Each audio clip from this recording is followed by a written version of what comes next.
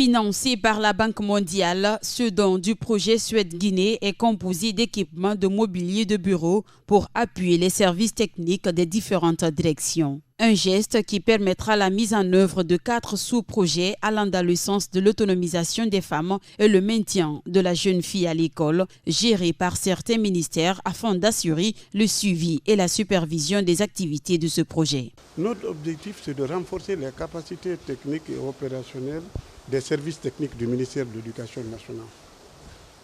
Parce qu'ils ont en charge de mettre en valeur un sous-projet dénommé « Maintien de la fille à l'école » et assurer sa réussite. Elle doit intervenir dans la région de Kankan, Farana et Labé. Elles sont menacées de violence, elles sont menacées de mariage précoce.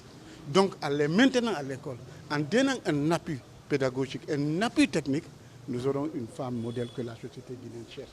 Et c'est le vouloir du président de la République aussi, encadrer la jeune fille. Cette initiative sera un plus dans la réussite des jeunes filles. Ici, au ministère de la Jeunesse et des Sports, ce dont réjouit plus d'un. Les femmes, aujourd'hui, les jeunes filles, sont sujets de beaucoup de choses. Dans le cadre sanitaire, dans le cadre d'autonomisation. Et quand la femme elle a sa capacité d'autonomie à se prendre en charge, déjà ça règle un problème.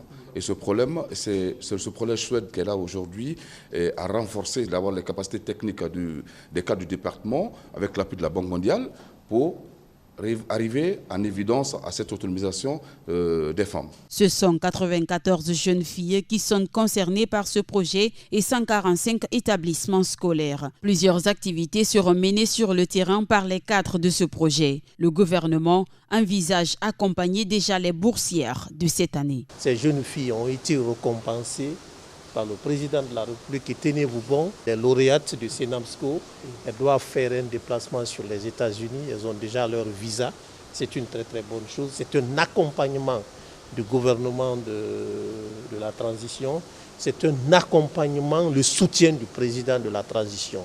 Donc croyez-nous que le problème de la jeune fille, la scolarisation de la jeune fille est une priorité pour notre gouvernement. Voilà pourquoi ces genres de projets, ces projets qui maintiennent les filles à l'école, nous osons croire, nous sommes très convaincus que ce sont des très bons projets. C'est un projet qui touchera 153 communes rurales du pays pour travailler avec les jeunes filles et leur éviter des grossesses non désirées.